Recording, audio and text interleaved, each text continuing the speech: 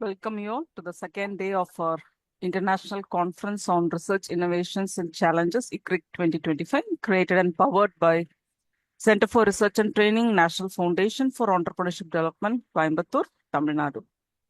I would now like to welcome and introduce our distinguished conference associate convener, Professor Dr. K. Vijaya. Professor Vijaya has over 28 years of academic experience. She has served in various capacities as head of the Department of Historical Studies and controller of examinations at Kaidemil Government College for Women in Chennai. She has completed ICHR minor research project and UGC major research project. She has also authored book on gender relations and government policies and has written 16 book chapters on different perspectives of women and social history. As a person with historical insights, she has published 40 research articles in reputed national and international journals and 63 papers in the national and international conferences. She has organized numerous conferences, seminars, workshops, webinars, and has delivered over 50 lectures as resource person, chairperson, session chair, and keynote sessions. She has also served as subject expert, inspection committee member, interview board advisor in various forums like Teachers Recruitment Board, Staff Selection Commission, Faculty Selection Commission, etc. In her acclaimed academic career, she has received many prestigious awards, including the Best Citizen of India Gold Medal Award, Best Researcher Award, Women Educator of the Year Award, Lifetime Achievement Award for her contributions in the field of gender studies and women empowerment from National Foundation for Entrepreneurship Development, as well as the Pride of India Award in 2022 from SIART in West Bengal. At present, she is the principal of Government Arts and Science College, Alangudi in Pudukkottai district of Tamil Nadu. I now invite our conference co-convener, Professor Vijaya, to deliver the welcome note. Very good morning to everyone present here. It's my pleasant duty to welcome the August gathering for this International Conference on Research Innovations and Challenges conducted under the auspicious direction of National Foundation for Entrepreneurship Development. First of all, I would like to place on my record my sincere thanks to Professor Ganesan, the chairperson of NFED and the chair of this conference, who is always known for his dedication and hard work. And he is one of the inspiring personality whom I met in my 29 years of academic career, who always on wheels on research. Honestly speaking, I must admire his tireless work and continuous effort in making this research activities as a successful one, whether it is online or offline. Thank you very much, sir, for your opportunity. Thank you. And the success of this NFED cannot be measured with the tireless effort by the magnetic lady, Mrs. Ramya Kandavel, the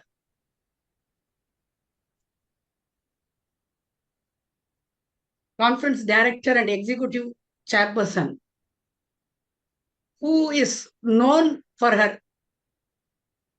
complete dedication. Dedication is not the word I can mention. Without her tireless efforts, the organization and the activities of this NFED would not be completed. So thank you very much, ma'am. You are one of the iron lady I can quote, who is the pillar of support for all the activities of NFED, and we are getting inspired by your activities, and your magnetic voice is one of the most impressive one wherever I go. Thank you very much, ma'am. Thank you. And it's my pleasant duty to welcome the keynote speakers of today's session. Before that, I would like to mention a quote. What is research? Historian E.H. Carr used to say, history is an unending dialogue between the past and the present. But NFED is making a small change in the dialogue. It says, research is an unending dialogue between the past and present. That's why they are being conducting so many research innovation programs continuously for the benefit of the research scholars as well as for the people, those who have got inspiring mind for research. Neil Armstrong, our astronaut, who used to say, research is creating a new knowledge. NFED is such a great forum which is always creating a new knowledge in whatever may be the activities conducted with different innovative ideas and programs. With these few words, let me welcome the keynote speakers of today, Dr. Nazrul Islam, professor from Dhaka, Bangladesh, Dr. Babysam Samuel, Director, New York Council, USA, Dr. Preeti Srinivas Sajja, Professor and Director, Sardar Patel University, Gujarat, Dr. Kavanna, Professor and Head, Department of Physiology, Haveri Institute of Medical Science, Karnataka, Dr. Subrata Chattopadhyaya, Professor, Institute of Engineering and Management, West Bengal, Mr. G. Raja, Founder and Managing Director, Inhotel Pharmaceuticals, Chennai. With these few words, I welcome the August gathering for this wonderful international conference. And once again, I thank NFED for having given me this wonderful opportunity to act as a co-convener of this conference. Thank you very much. I welcome one and all for this conference. Thank you. Thank you, ma'am, for a warm welcome note. Thank you.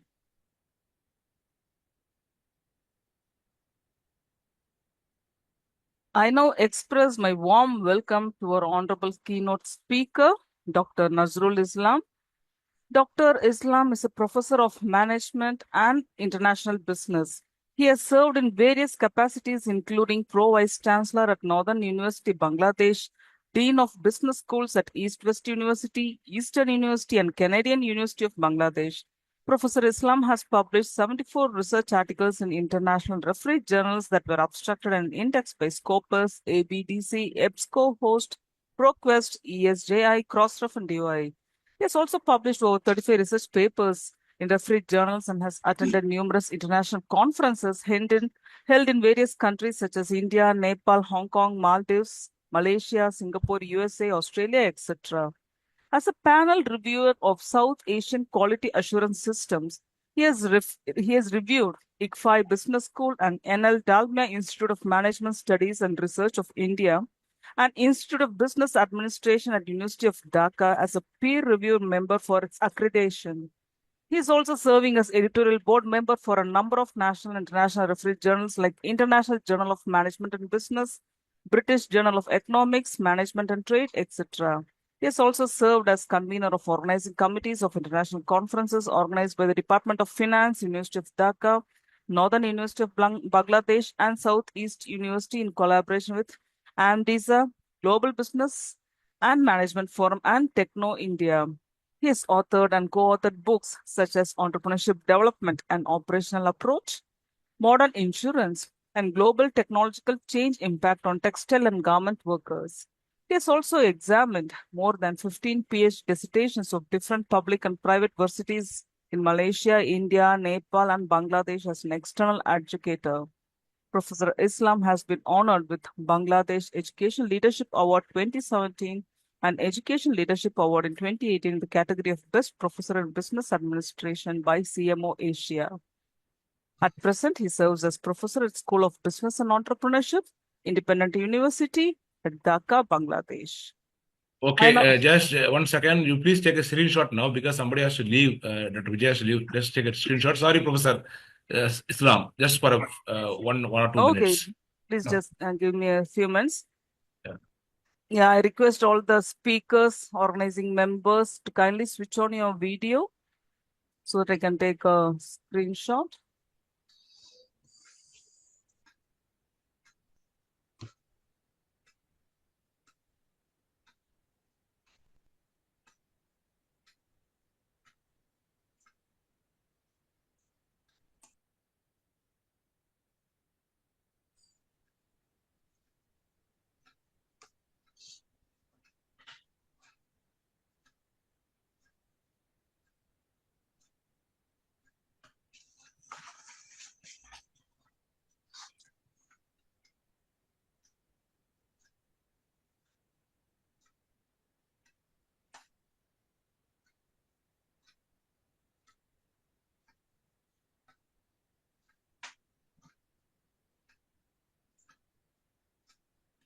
Yeah.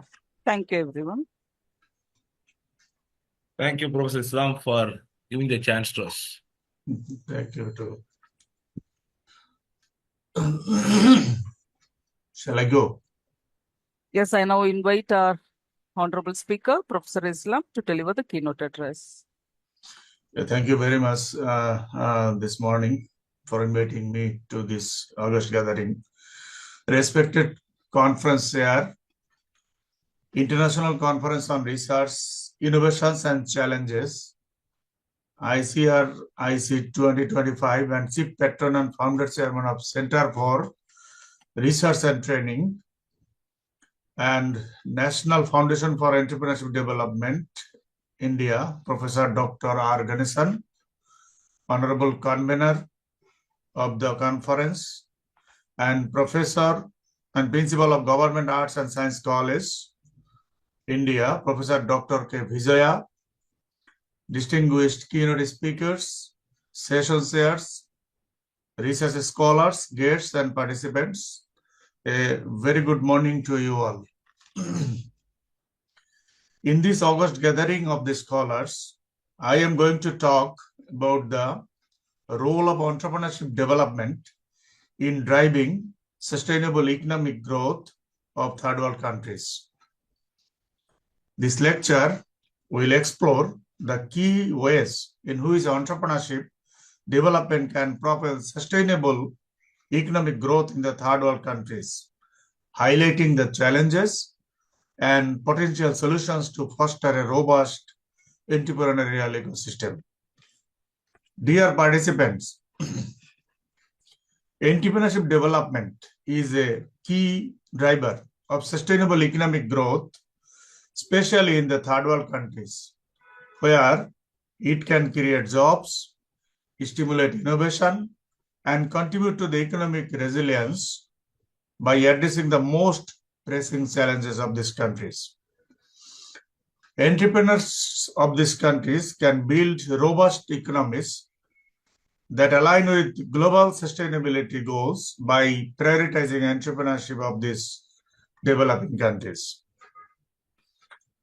You know that the entrepreneurs of a society stimulate economic activity by identifying the opportunities and creating values in the society. They introduce new products and services. They add values in the society, improve productivity, and drive competition in the market. In the third world countries, entrepreneurship development is particularly important for reducing unemployment, decreasing income inequality, and enhancing community development. But the challenges for developing entrepreneurship in the third world countries are primarily concerned with the limited access to finance and capital. Inadequate access to credit and venture capital can significantly hinder the growth of new businesses, particularly for small-scale entrepreneurs in these countries. Deficiencies in transportation and communication systems and energy infrastructure can also create significant obstacles for the growth of entrepreneurial activities in a country. Limited access to quality business training and entrepreneurial education can hinder development of necessary skills for successful business operations. In addition to that, complex and unpredictable regulatory frameworks also discourage investment and innovation by the entrepreneurs of these developing countries. Dear colleagues, the challenges faced by the entrepreneurs can be overcome by formulating the appropriate strategies at the different levels of the country. These strategies for promoting entrepreneurship in the third world countries may be related to the initiatives of the governments and the other stakeholders that can establish supportive business environments through government policies, developing infrastructure, and creating business incubators. Expanding microfinance initiatives and venture capital availability also ensure entrepreneurs fund their business ideas. Encouraging research and development and the adoption of technology can enhance the competitiveness of the entrepreneurial businesses in the developing countries. Providing training programs to develop entrepreneurial and managerial skills are also important for empowering the individuals and strengthening business practices of a country. Dear scholars, the development of entrepreneurship has impact on sustainable growth of these economies through creating unemployment, as I mentioned, reducing poverty, and improving standards of living of the people. By developing green technologies and sustainable practices, the entrepreneurs can also contribute to the preservation of the environment of the country. Therefore, to drive sustainable economic growth through the entrepreneurial development, third world countries should strengthen institutional supports by simplifying regulatory frameworks and providing incentives to the startups and small and medium enterprises, investing in education and skill development training programs through creating programs that equip the workforce with entrepreneurial and technical skills. Promoting public-private partnerships through collaboration to fund, mentor, and support emerging businesses and leveraging global opportunities by accessing in international markets and networks to scale entrepreneurial ventures are also vital in this regard. Ladies and gentlemen, as we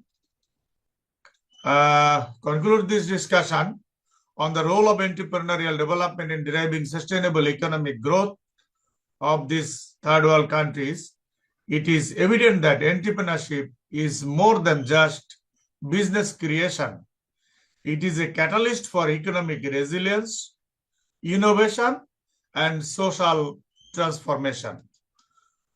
For developing nations, third world countries, economies, fostering entrepreneurship is not merely an option, but it is necessity. It fuels job creation, enhances productivity, and drives inclusive growth of the economy.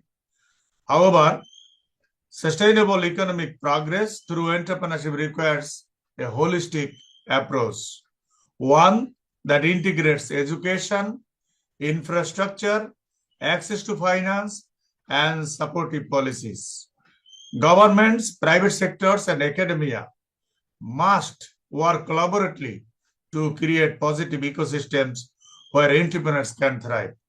Moreover, the future of entrepreneurship in third world economies lies in sustainability, leveraging technology, green innovation, and social enterprises to address local measures for remaining globally competitive.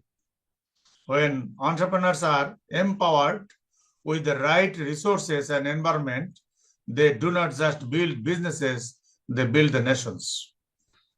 Distinguished participants, you are all leaders, mentors, advisors, and experts in the higher educational institutions, and I am fully confident that your knowledge, experience, and expertise will provide important insights on understanding and developing entrepreneurship after this conference. As we leave this forum, let us commit to fostering an entrepreneurial culture that prioritizes long-term impact over short-term gains, ensuring that our efforts today lay the foundation for a prosperous and sustainable tomorrow.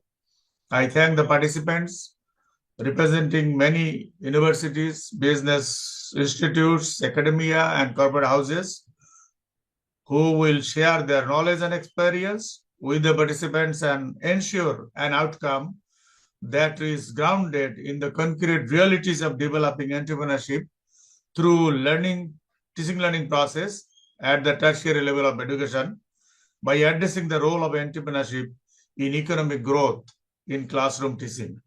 I would like to conclude by again thanking the conference authority and the organizers who has honored me by inviting as a keynote speaker at this August gathering of intellectuals. Thank you all. Thank you, Professor Islam, Thank for you. a very Thank you, sir. enlightening. Thank you so much.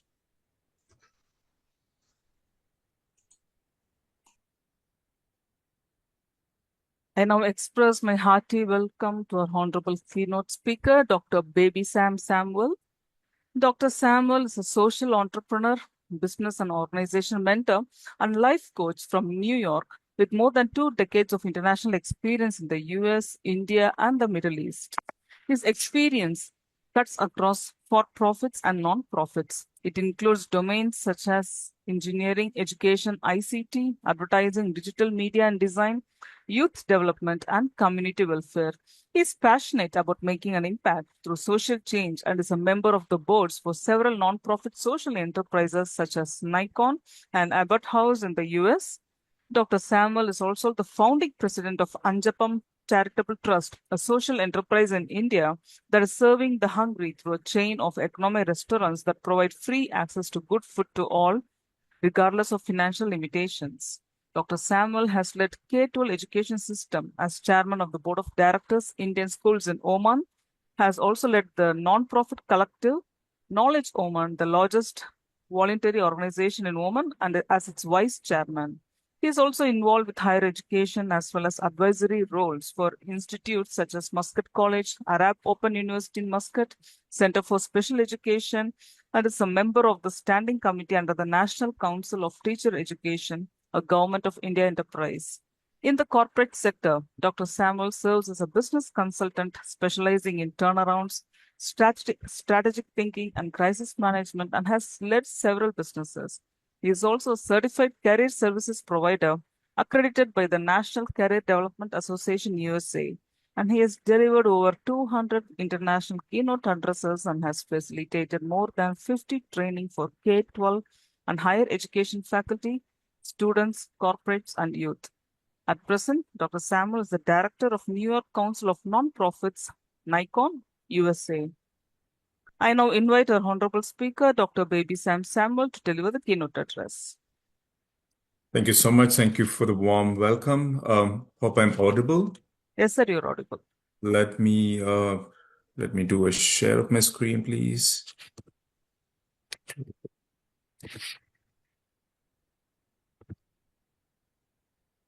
Is it visible?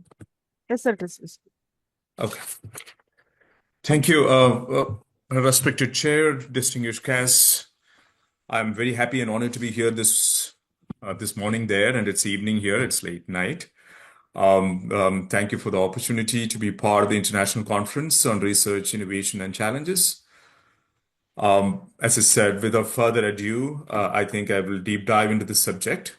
Uncertain, exciting world of artificial intelligence. Once again, thank you so much for this opportunity. Get into the topic.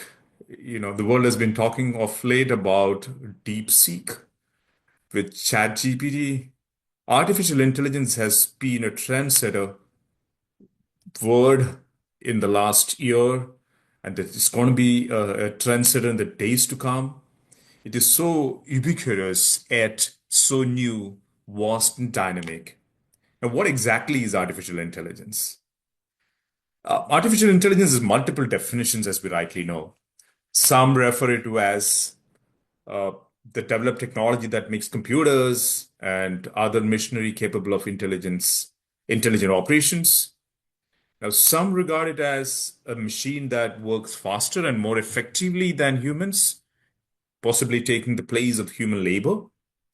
And some refer it as a system that can accurately understand outside data, learn from it, apply that learning to accomplish particular activities and goals through adaptable modification. In other words, artificial intelligence is a simulation of human intelligence in robots that are built to function and think like humans. It is, in a sense, an intelligence designed by humans and demonstrated by machines.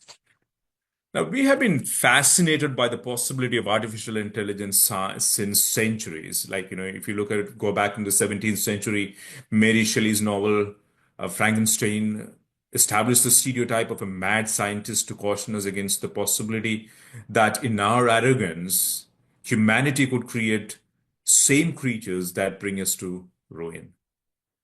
Likewise, in his novel Brave New World, published in the early 20th century, Aldous Huxley forewarned the world that as genetic science advances, humans may find themselves in a situation where they are breeding monsters or superhumans.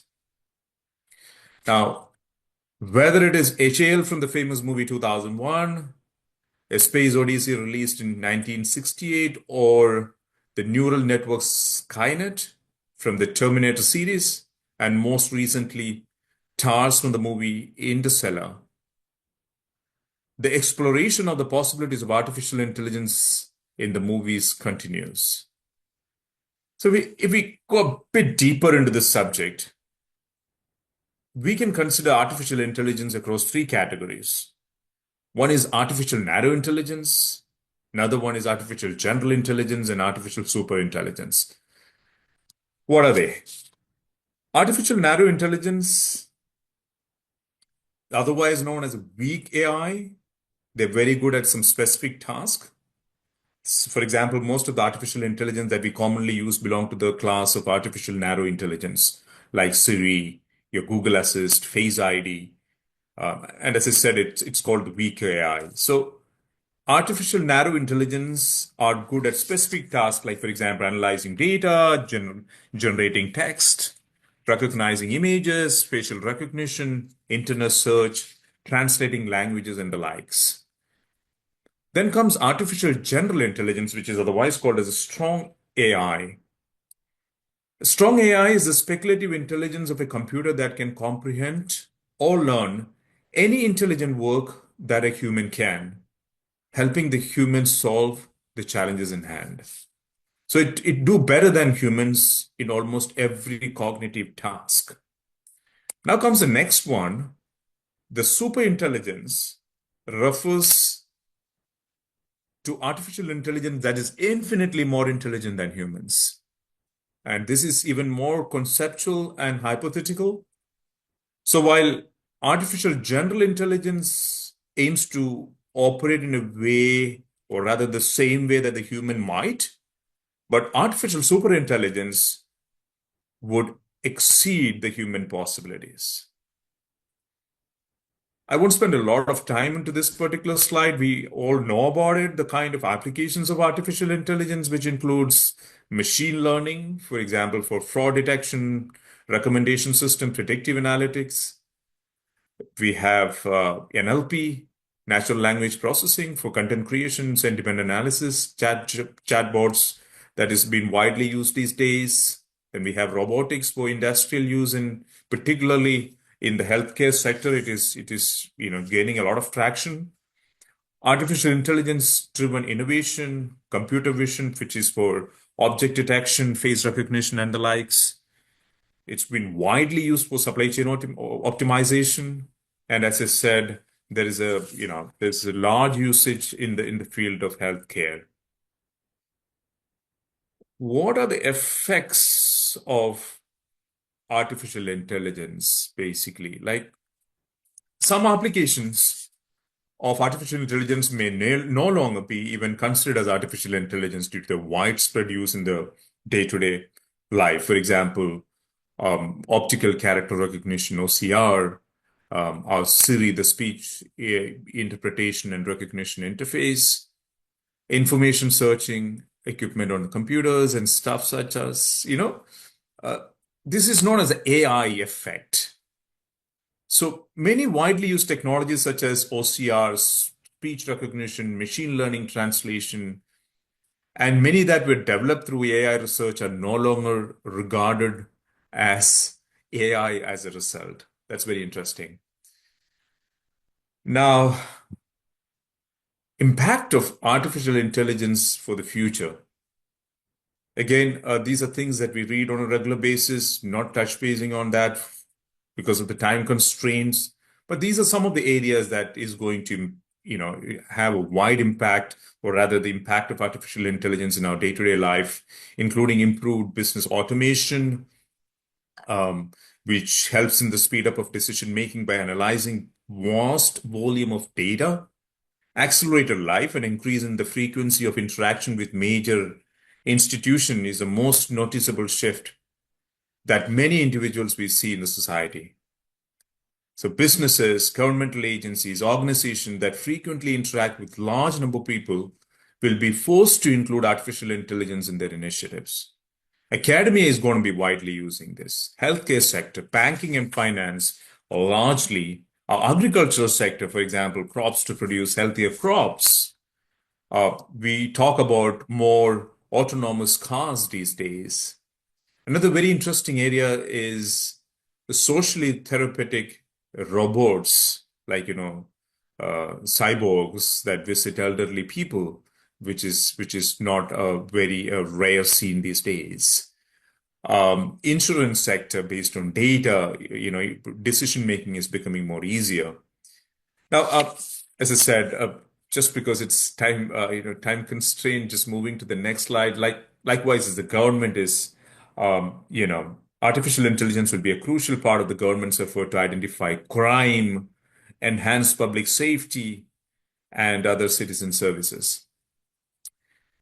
Some of the challenges, some of the threats that is identified when it comes to artificial intelligence is, of course, job displacement, issues of ethics and privacy, increased regulation, societal biases, deep fakes and misinformation heavily, automated weapons, climate change concerns, and superior intelligence. So these are some of the threats and challenges. These are topics that needs to be discussed in detail, every single one of them. But then moving further, the question is artificial intelligence necessary? Now, my simple answer to this is from the discovery of fire to the invention of wheels to antibiotics to computers, the human advancement lies in its ability to invent new things. So the thing is, from the time humanity existed, we have always sought for faster, easier, more convenient, and more efficient ways to do tasks. The question is, how can we safeguard it? Only way is government regulation. This is a simple way of how we can basically safeguard the utilization of artificial intelligence. Like examples of regulation can be, an artificial intelligence system's judgment should be comprehended and traceable by human beings. Yet another one is like the human autonomy should not be infringed upon by artificial intelligence. AI needs to be more precise, accurate, and secure. AI systems ought to enhance positive social change. The personal information that AI systems gather need to be more private and safe.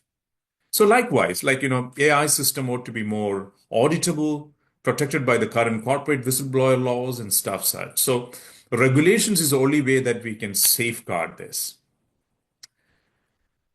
Artificial intelligence, it's a human AI teaming. So in contrast of utilizing AI to replace a human labor, it would be considerably more advantageous to society if government and corporates use artificial intelligence as a partner, as an addition to human knowledge and expertise. Coming to the last two slides of it, artificial intelligence has historically been the subject of two opposing schools of thoughts. Like one is the creation of machine intelligence for its own sake, then it's the use of artificial intelligence to augment the human intelligence. So I would say that artificial intelligence should be used to create more machine intelligence, and the objective should be to automate cognitive processes that usually demand human intervention. For example, understanding speech and languages, interpreting images, and stuff such. The alternative school of thought is humanistic artificial intelligence. The AI should either directly increase human intelligence or work in tandem with humans to complete a task. So, question is, do humans need AI? Human race as a whole has always been inquisitive. They persisted in the endeavor despite the difficulties, danger, and unpredictable evil that comes with inventions. In the case of AI anxiety, the more likely long-term risk in the present is its missed opportunities. So if organizations today take these doubts seriously and choose not to invest as a result, human societies may lose out on important, efficient gains, possibly innovations resulting from collaborating with the artificial intelligence, the creation of new scientific knowledge, and other forms of societal innovations that strong artificial intelligence can indirectly spur. So, particularly when you consider the fact that artificial intelligence is not intelligence at all, traits and behaviors like empathy, regret, joy, hope, optimism, pride, creativity, intuitions, and even humor are qualities of human life, and in the end, more inspiring than technical prowess. So it should be basically to complement, not to replace. That's my take on this. Thank you so much. Thank you, Dr. Baby-san, for a very informative and enlightening session. Thank you so much. Thank you, Dr. Sam. Thank you.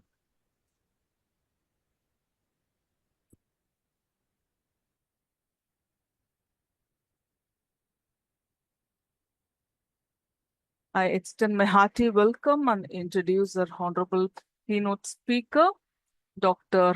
Preeti Srinivas Sajja. Dr.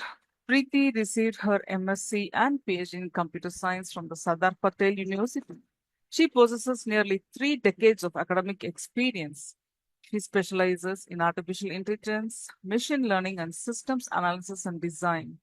She has contributed 232 research publications in books, book chapters, journals, and proceedings of national and international conferences, out of which 11 publications have won Best Research Paper Awards.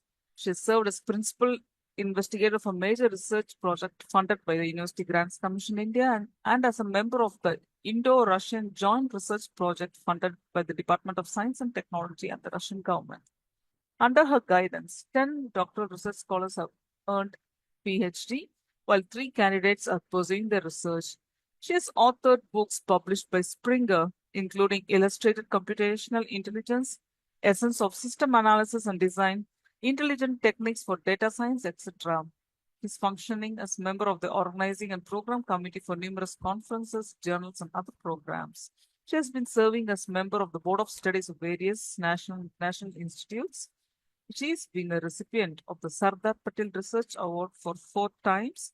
She has been bestowed with the prestigious Lifetime Achievement Award on 5th September 2022 by National Foundation for Entrepreneurship Development in its 13th National Teachers' Day Awards for her indomitable academic services and scholarly activities in the field of artificial intelligence and knowledge-based systems. Currently, she is serving as a professor and director of the postgraduate Department of Computer Science at Sardar Patel University, Gujarat, India.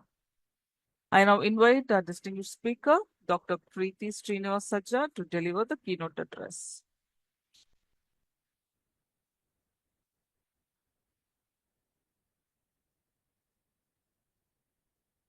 And kindly unmute yourself, ma'am. For just a moment. Post. Yeah. Thank you very much. Am I audible? Yes, ma'am, you're audible. Thank you very much. I am sharing my screen.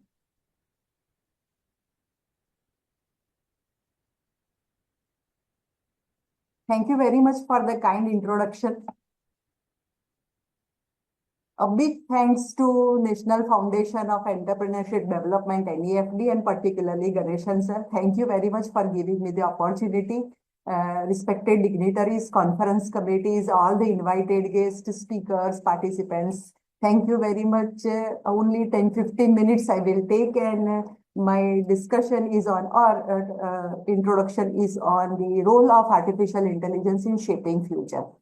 Sam sir has already given the idea about the AI and where in future we can contribute towards research, considering research and innovation, that is the definition itself.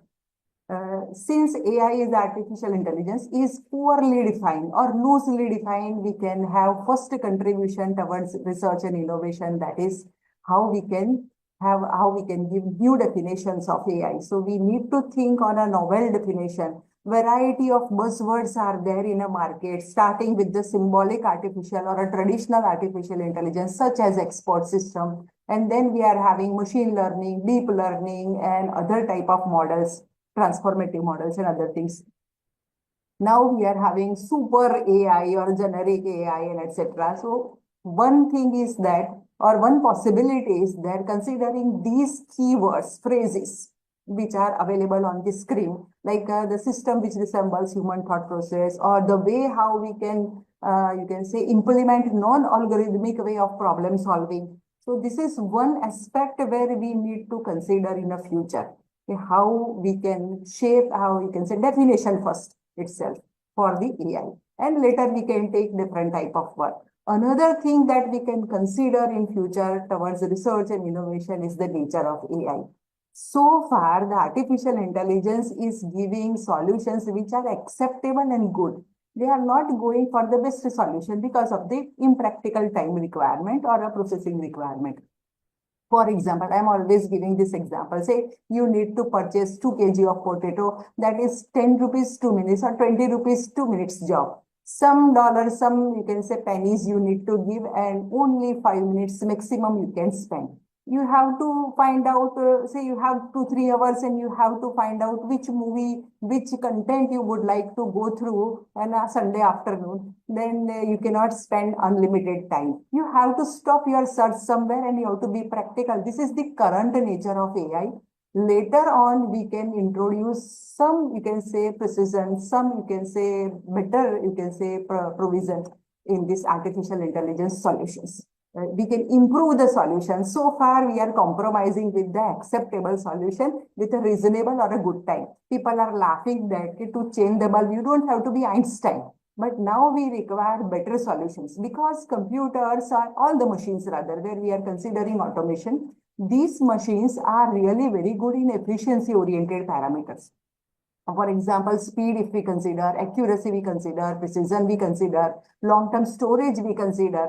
So there we are having, say, computer is far better, automation when we consider, machines are far better than human being. But when we consider arts, when we consider innovation, when we consider research and etc., human beings are more effective on their target audience, on their problem domain. So now we are imparting intelligence into the machine, then we certainly should think on improving the solution. We should not be happy with the acceptable and good solutions in an acceptable time. Time acceptability is okay. Within a given time, you need to solve problem, that is okay. But now we can think for improving the solution, nature of the solution in AI, quality of the solution in AI.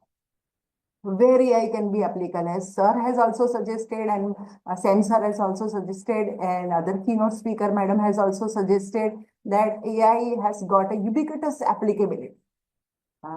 If we categorize, there are expert tasks, there are formal tasks, there are mundane tasks, and for expert tasks and formal tasks, somehow things are structured to semi-structured, and we can easily implement artificial intelligence with the traditional as well as machine learning models or super intelligence if little bit we have.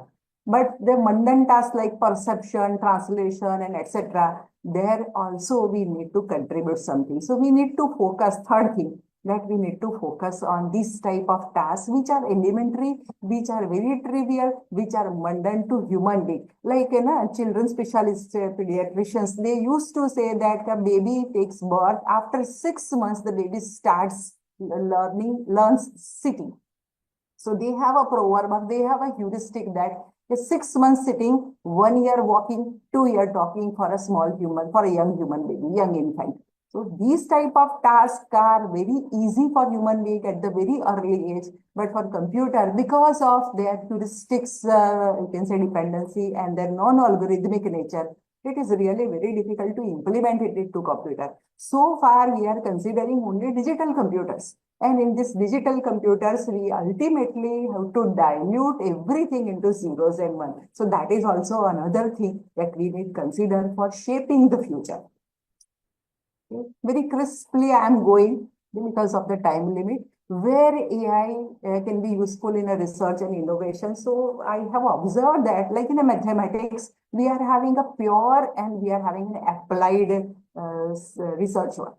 For example, in artificial intelligence or in you can say machine learning, both are actually used as a synonym nowadays, and machine learning is a part of AI that we understand.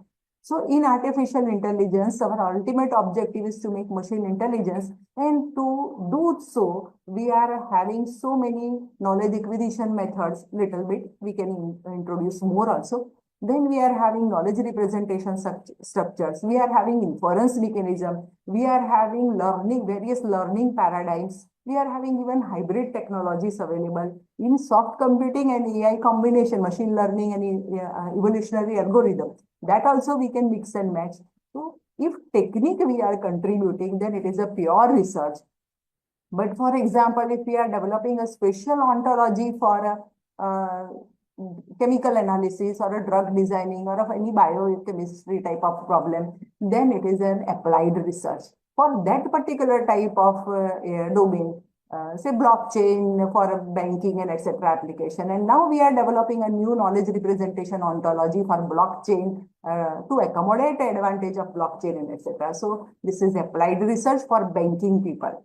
So pure research and applied research both can be considered. And obviously artificial intelligence applicability is everywhere. So in a research phase also, normally when we are doing research, we are starting with the survey. Some idea might click in our mind, and then we are having literature survey to justify whether we should work on this idea or not.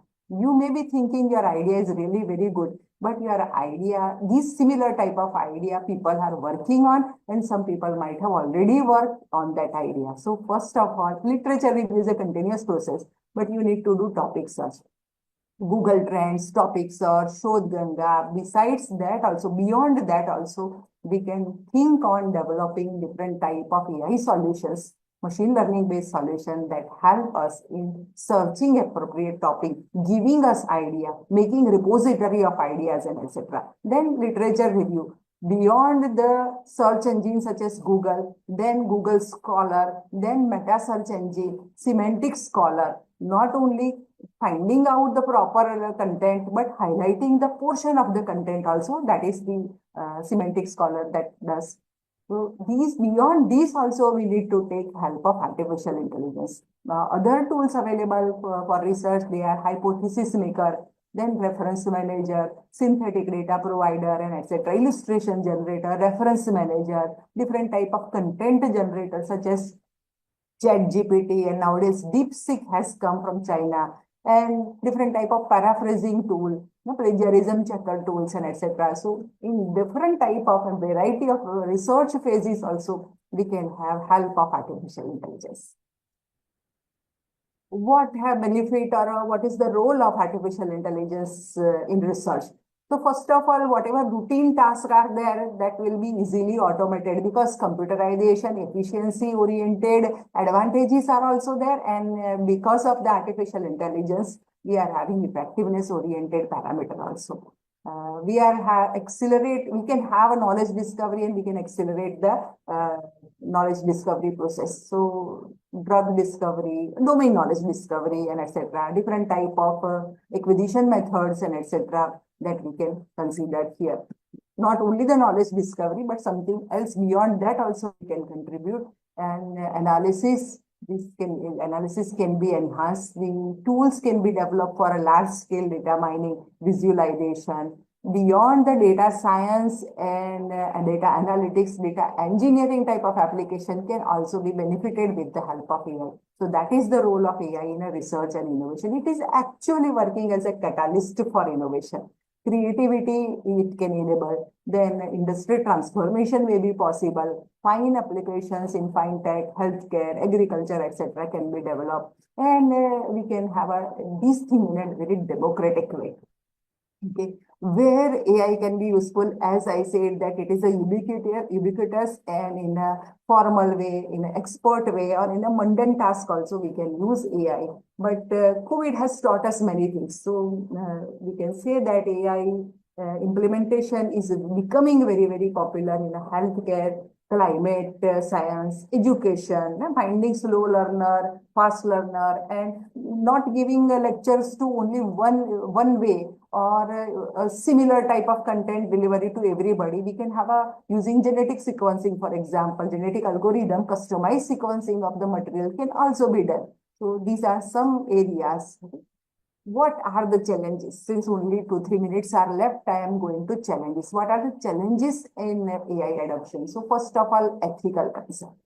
Addressing AI biases and ensuring fairness and etc. People are writing content, taking content from GPT and writing research paper. They are not mentioning that we have used this type of thing. Privacy and etc.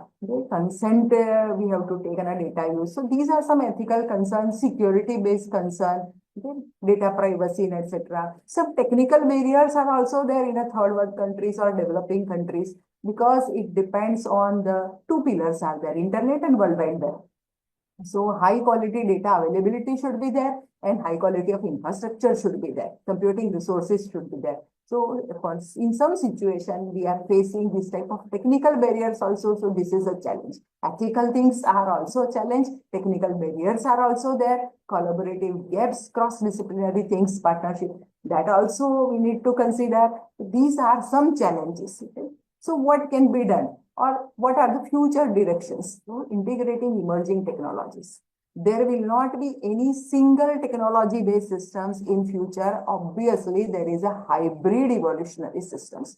With only one technology, there are limitations of that technology also. So why shouldn't we combine 2 or more technologies to find out best of the both the worlds and delimit the limitations of the technologies. So AI with blockchain, AI with you can say genetic algorithm, rather machine learning models, they do not explain the things because they are not storing the knowledge into the knowledge base. They do not have knowledge base. Implicitly, they are learning. All neural network based applications and machine learning based application learns from data. So there is no knowledge stored. So explanation, reasoning, etc. is not possible. So responsive AI, explainable AI, and those type of AI we need to work on. AI for global challenges also like food security, clean water access, poverty and etc., cleaning the political things and etc. So these things are really needed. When this AI will come along with the automation, automation is always there. So when computers are being intelligent, then most of the practice may be fair also and quick also and having little wisdom also. So human and AI synergy also we need to work on.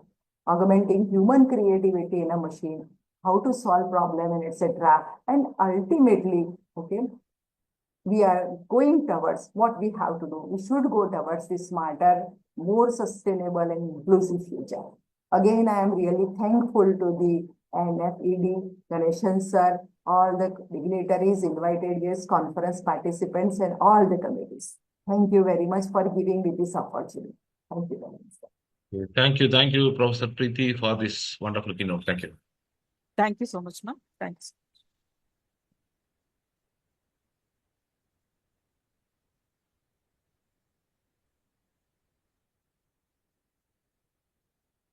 I now express my warm welcome to our honorable keynote speaker, Dr. G.B. Kavana. Dr. Kavana has 16 years of experience and holds MBBS from RGUHS, Bangalore, and MD in Physiology with gold medal from SDU, Kolar, Karnataka. She also has PG Diploma in Bioethics and Medical Ethics, Advanced PG Diploma in Clinical Research and Medical Writing, MBA in Hospital Management, and was awarded with Feimer Fellowship in 2023 from Mahe, Manipal. She is trained in medical education technologies and research and is a primary investigator for ongoing research projects and has completed about 5 ICMR projects.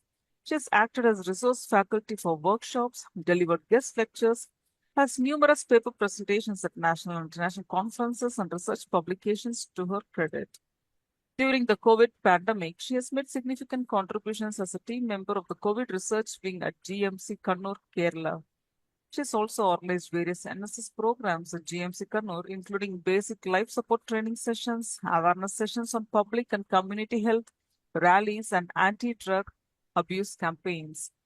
She was honored with Senior Educator and Practitioner Award by NFED in its 15th National Teachers' Day Awards in 2024. At present, she serves as professor and head of the Department of Physiology at Haveri Institute of Medical Sciences, Government of Karnataka. I now invite our distinguished speaker, Dr. Kauna, to deliver the keynote address. Very good morning, and thank you for that warm introduction, ma'am. Can I share my screen? Yes, ma'am.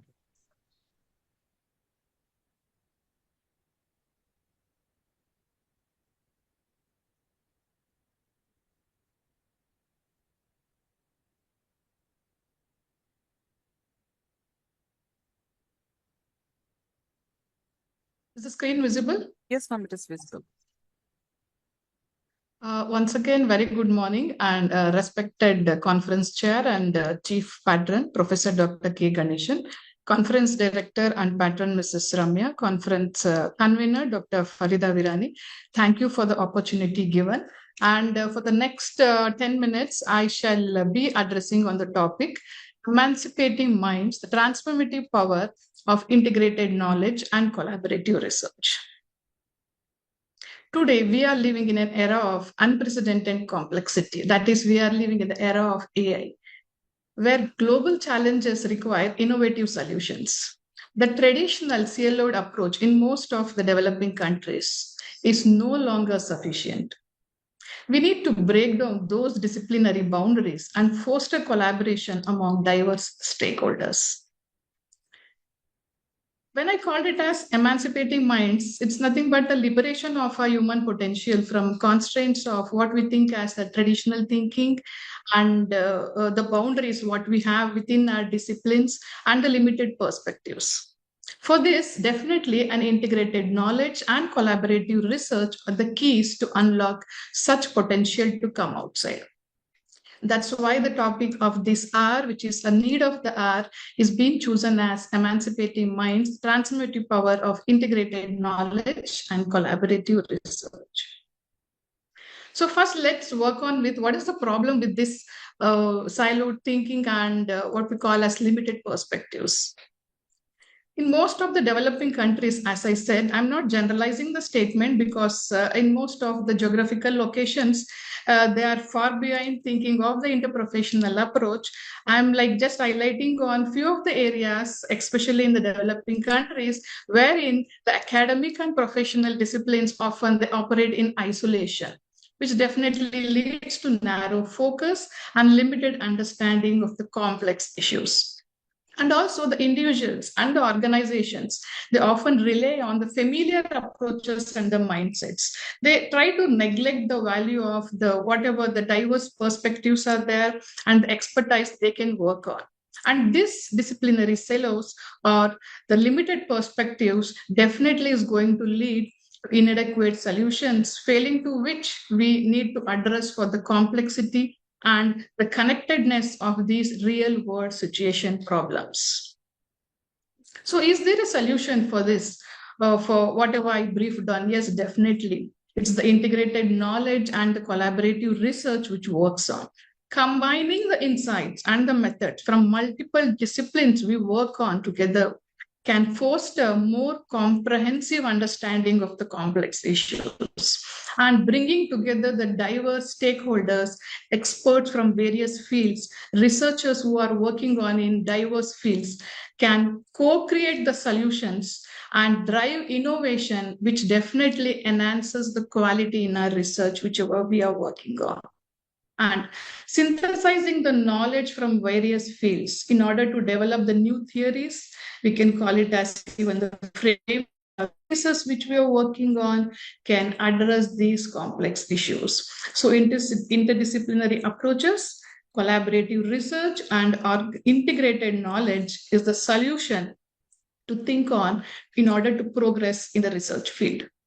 I would like to discuss on few of the successful case studies where multiple disciplines, for example, if we consider the engineering, medicine, and the translational research which works on towards this integrated knowledge and the collaborative research, some of the engineering principles which have advanced the development of biocompatible materials which are used for the implants and prosthetic development. And if we consider our own field, like healthcare field, the drug delivery systems, which is being developed so precisely in order to improve the treatment efficacy and minimize the side effects. I'll move on with a few more examples considering the engineering principles in our medical education, where in the problem-based scenarios, integrating the engineering principles into the medical education, what we are seeing now in most of our medical colleges and in the medical institutions, what is going on is everywhere there is a development of the skill lab and the simulation lab, because it is with the integrated knowledge and the collaborative approach and the research work which is being done by the various fields. This is going on in our medical education, where the training in the medical device and fosters the deep understanding of a medical technologies as well as the applications.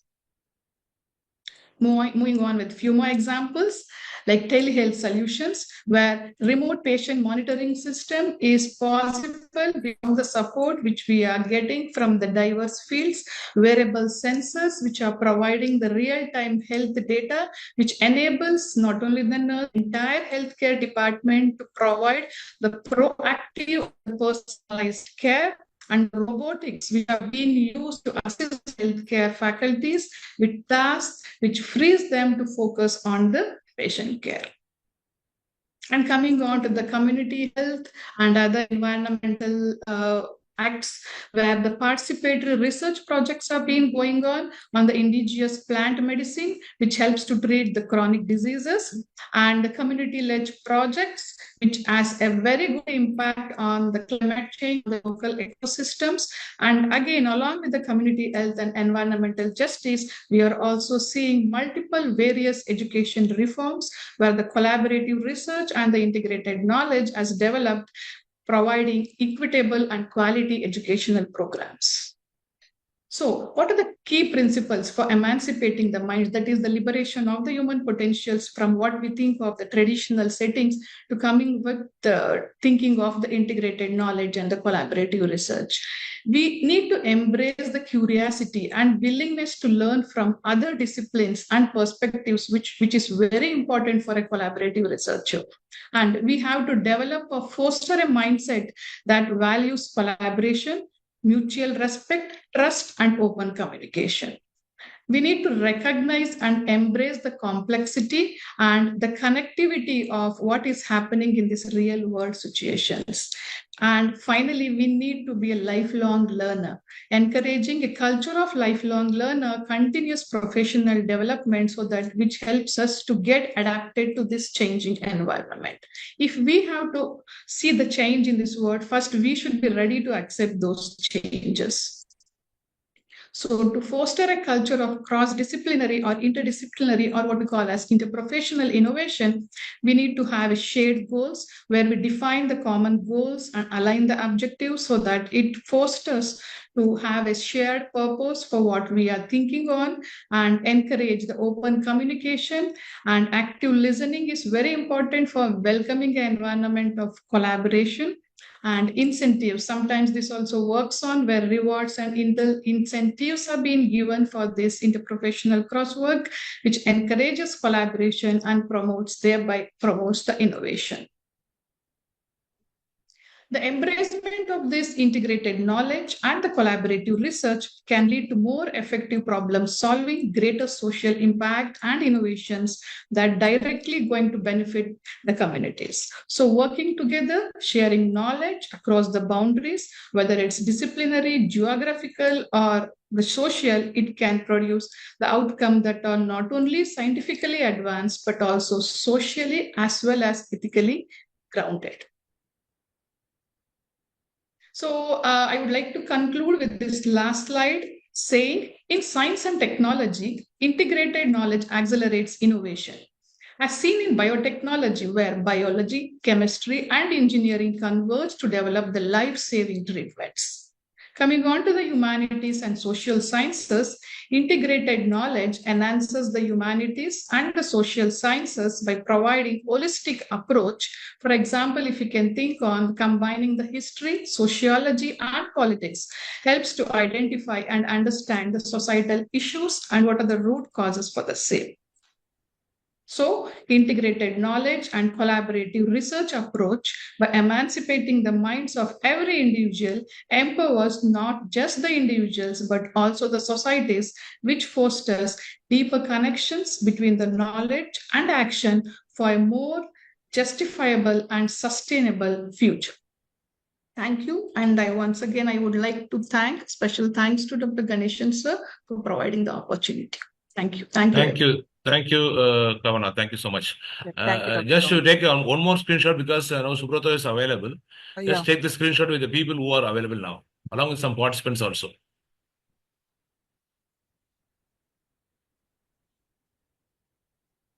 So, everyone kindly switch on your videos.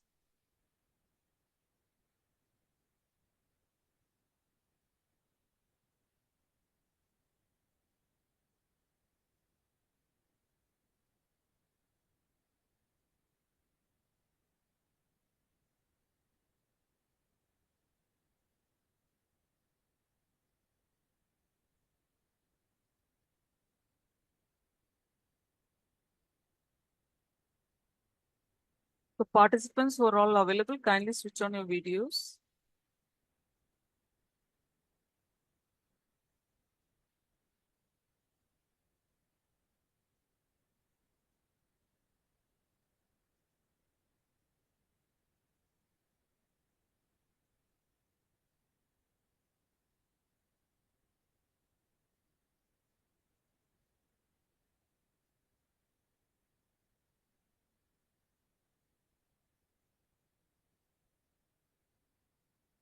Thank you. Thank you, everyone.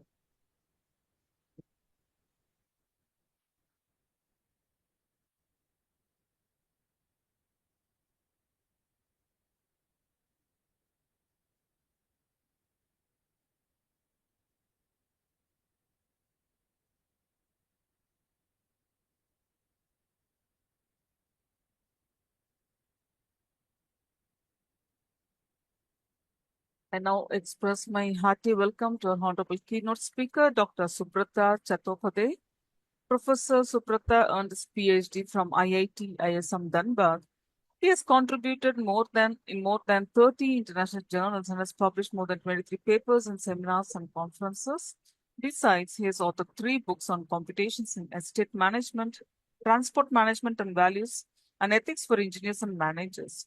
He is on editorial board of 5 international journals and NENDST Government of India recognized faculty on entrepreneurship and is also a mentor for startups.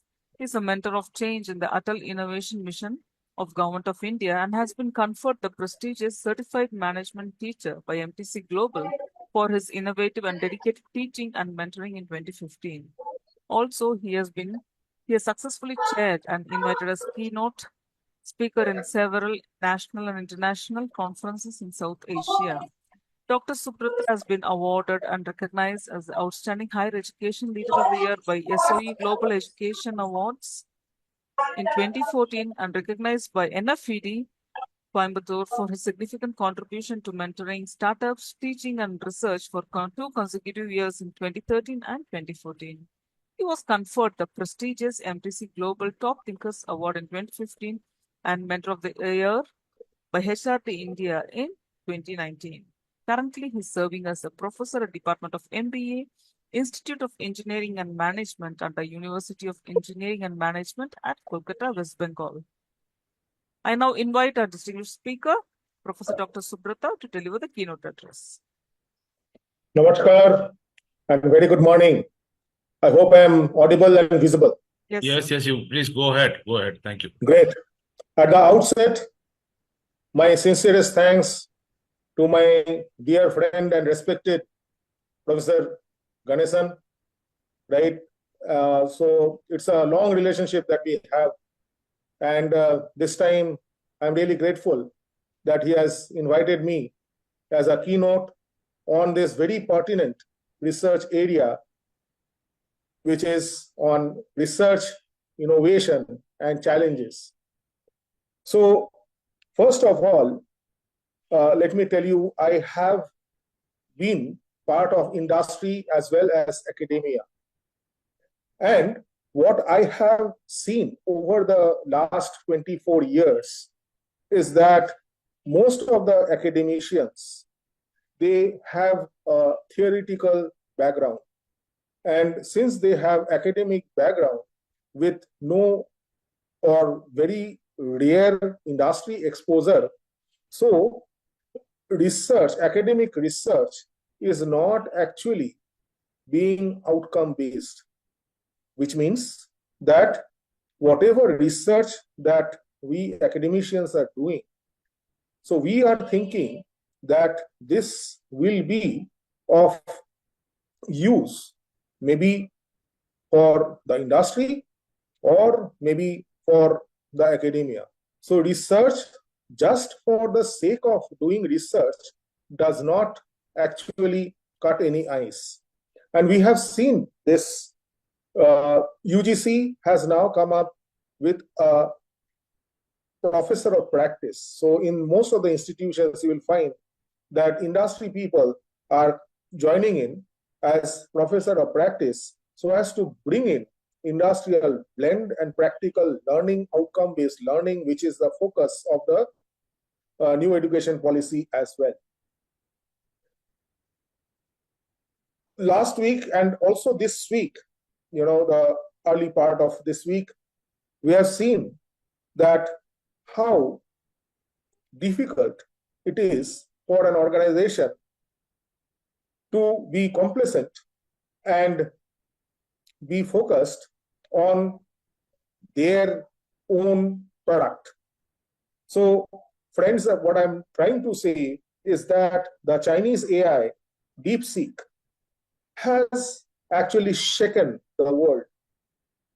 Whereas companies like Google, NVIDIA were actually wanting for more funds and to develop the machine learning, this AI development from China has actually used the technology in a sense that less computing power is required for training. So when you talk about machine learning and training, less computing power is required. And at the same time, we also have seen that this DeepSeek had outwitted all the other AI bots and AI tools and was listed top on the Apple, which means that you need to come up with cheaper products and not be complacent with whatever you have. The other thing which I want to mention is that we are talking about innovation, but how much of innovation are we actually doing? If we think in the startup space, how many of the startups who actually start doing their business, actually they survive after 5 years? So the thing is that the data says that around 95% of the startups fail. Are the unicorns sustainable? We are in a dynamic world. We talked about VUCA world for some time. Now we are talking about money times. So the thing is that if you are not changing, if you are actually not innovating, then you cannot sustain. And that applies to both academia as well as industry. So research should be on areas which should actually result in path-breaking solutions, which would be of help for the society. But what we are actually seeing is that we talked about maybe 20 years ago about the academia industry gap, and still we find that what industry thinks and what academia desires is totally different. So this, how to bridge in this gap, how to blend industry and academia is actually, still being explored. Despite several attempts, we still are not in the same line. The most important thing about researchers and academicians, which I have seen, is that we are living in a time when technology is changing very fast. But are we academicians learning and adapting that very fast? Are we being able to keep pace with the changes that are happening? If we are not doing so, if we are not adopting to the latest technologies like artificial intelligence, augmented reality, virtual reality, extended reality, etc. So we are not doing justice, and maybe 5 years from now, we will become redundant, we will become obsolete, because these are the things which will be there to go on at least for the next 5-10 years. Someone was telling me the other day, or I was reading, that AI's final destination will be it's just an app. I don't know. Again, research is required for that. We are talking about interdisciplinary research. My previous speaker, Dr. Kavana, was speaking about engineering applications in medical research.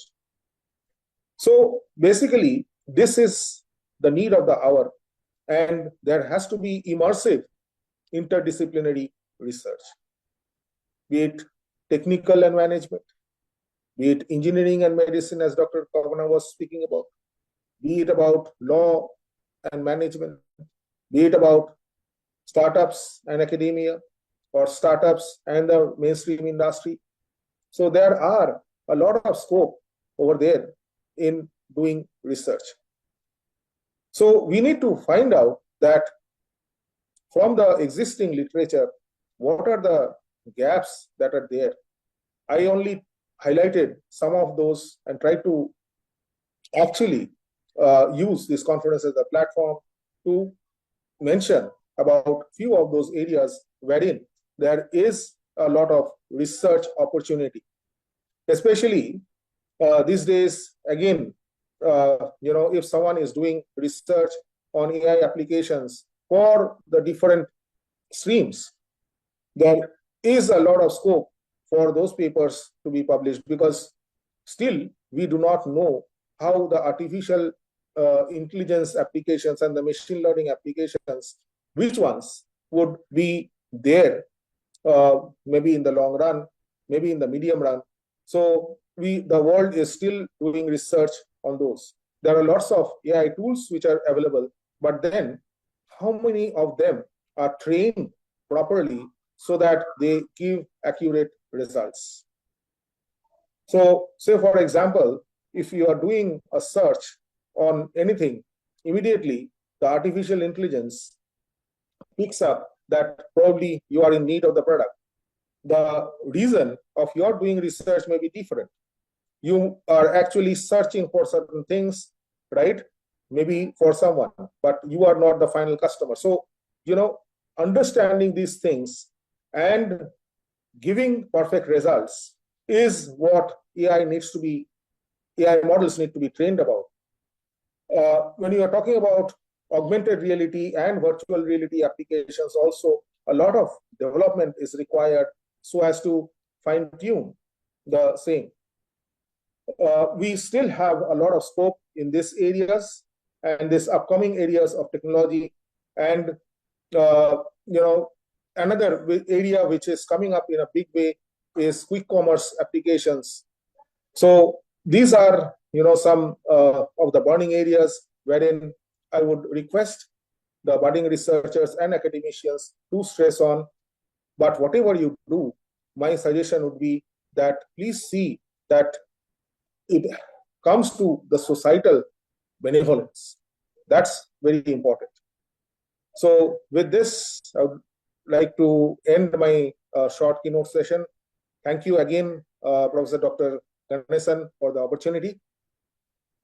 And thanks to NFED, all at NFED, for inviting me in this great conference.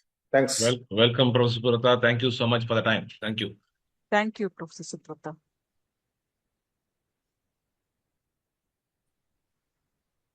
Can I start? No, you will be introduced, sir. I now have immense pleasure in welcoming our honorable keynote speaker, Mr. G. Raja, and introduced to this gathering. Mr. Raja embarked on his entrepreneurial journey after a successful career as a third-line manager at a leading multinational pharmaceutical company for more than 15 years.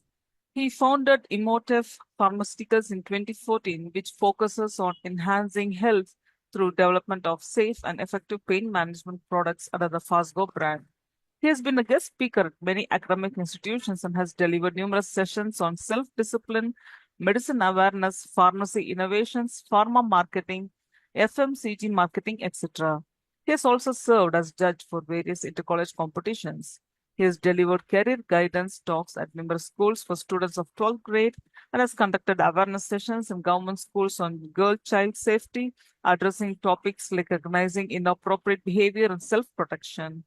In commemorating his significant achievements, he has been bestowed the Senior Entrepreneur Award by NFED in its 6th National Entrepreneurs Day Awards 2019. Currently, he is the Managing Director of Emotive Pharmaceuticals Private Limited at Chennai, Tamil Nadu. I now invite our distinguished speaker, Mr. Raja, to deliver the keynote address. Oh, thank you very much. Thank you so much for welcoming me, and thank Mr. Ganeshan for giving this opportunity to talk on health awareness about the disease. Hope you are getting my screen, right? Yes, sir. See, today even I can call it full screen. One second. You have to make it full screen, please. Switch to full screen mode. Yeah. One.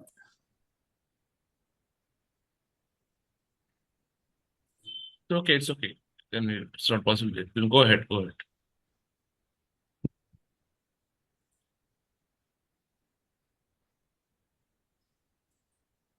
Yeah. Yeah, thank you.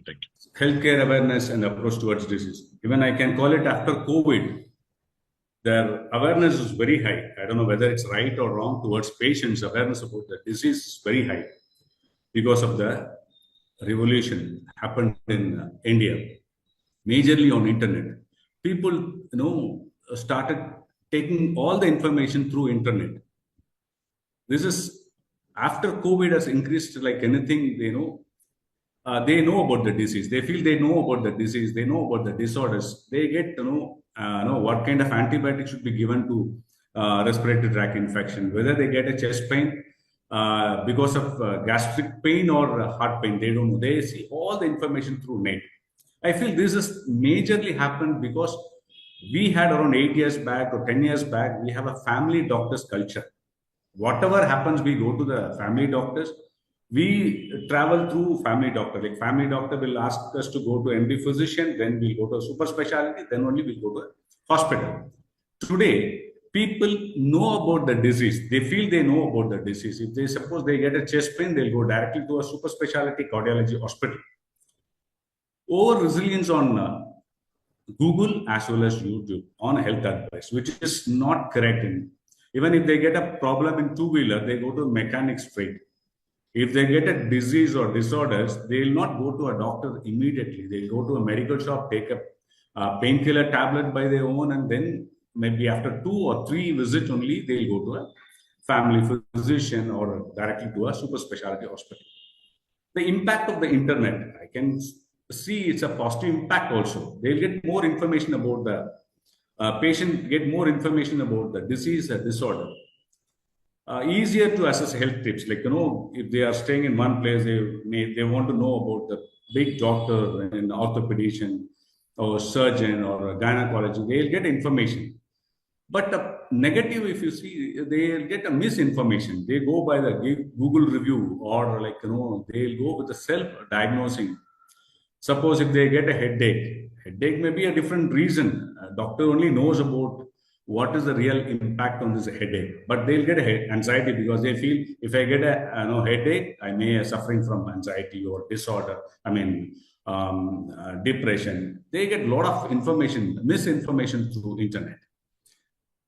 I feel this is the thing which, as a pharma as well as a doctor, we need to rebuild this family physician culture, which is gone in last 8 years, because people go directly to a family, a super specialty hospital without taking a family doctor's advice. We used to say the family, patient to plan. How they'll travel, they'll go to a family physician first, then only they'll go to super specialty. But that trust has gone now. Okay, I don't know whether it's impact on patients, too much of knowledge. Okay, direct approach to a super specialty and corporate hospital. Then only they feel they are lost heavy money on this each disease or disorder. Risk or resilience on online information, self-medication. Again, even a data says, when the painkiller tablet was taken, almost 53% of people take self-medication without doctor's prescription, which is very high risk. They're losing the kidney without knowing. So self-medication is a very, very dangerous situation. And they get a lot of confusion information. See, I had a COVID. I got advice from a doctor. I was not hospitalized. But as a relatives, as a friends, I got every friend and relatives gives two advice about medical which they are not aware. And changing patients' behavior, which is very, very important, because now patients feel that they know everything. 20 years back or 15 years back, once doctors give a prescription, they'll just go to a medical shop and buy a tablet and they'll take it. They trust doctors. They will not ask any question. Today, patients feel that they have a lot of information on internet. They feel that I know about azithromycin, I know about triptyline, I know about rosuvastatin. They feel that I know about the drugs. I know about these drugs, how it acts. But doctors, they should know. Their doctors has done 10 to 15 years study and practice about this disease. And they see severe patients, different kind of patients. But they ask, instead of, this thing, they ask the doctors question like, can I take this tablet? There will not have any side effect. I still remember one doctor told me, like, Raja, they are asking me whether the side effects are not in the tablet. But they take, when I give antibiotic, they question me. They take a bacteria in the hotel and road shops. So it's like, it's all patient trust us come down and they feel they know about more knowledge. Increased cross-checking the internet. When doctors give a prescription, they'll enter a check whether doctors given a right prescription. They'll type a disease and they'll ask for medicines or antibiotics. They check about the doctor's prescription. Importance on the trust in doctors. This I told you, because doctors should offer personalized care towards the patient, because now patients are more customized. Like, if the patient comes, the doctor should call by his name and they should know about the full history about the patient, and they should talk very closely to a patient. This is the expectation from the patient from the doctor. That I feel that the gap is there. Okay. Solution, like, communication should be very clear to the patient, like, about the disease, about the food, about how they are supposed to take care of them, what kind of medicine should be taken, how frequently they should be taken. This kind of solution, I think this trust and the solution is gap between patient and doctors nowadays, I feel personally, because that's why patients also, like, one side doctors, patients questioning doctors about antibiotics or drugs prescribed having more trust on Google and YouTube again. People talk about anything about in diabetes or especially neuropsychiatry. They talk so much about this disease and disorders without knowing them.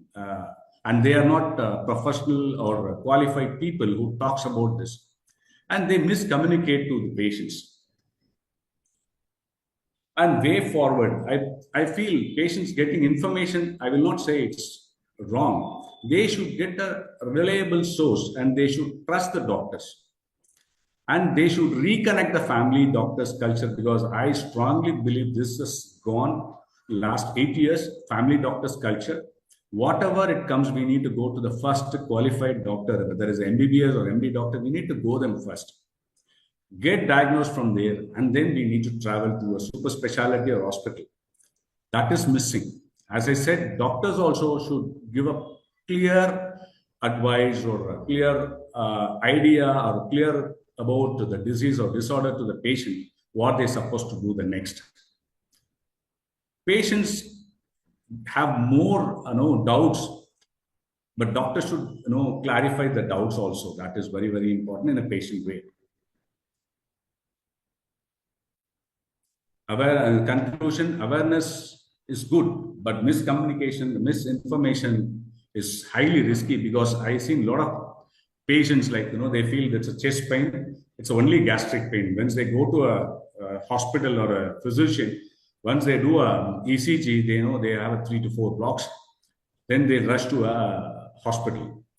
Okay, and getting an opinion, second opinion, I don't know, this has gone now, not second opinion, it's gone up to a 10th opinion. They will keep all this ECG and scan reports, and they travel to a lot of doctors. They'll get a different opinion from different doctors. Okay, and ultimately coming to the end of their issues, coming back with a big thing. So that should be arrested immediately, the family culture, family physician culture, and doctor should give a full information towards a patient. Building a trust and responsible healthcare practice are the key. These two things: one, doctors to change, give full information towards disease to the patient, and the patient should trust and believe the doctors. Mainly on family physician culture should come back. With this, I thank you. Thank you very much once again, Mr. Ganeshan and key speakers. Thank you. Welcome, welcome. Thank you so much for the time. Thank you, sir, for a very delightful address. I heartily thank all the national and international keynote speakers for their venerated presence in this second day of our international conference.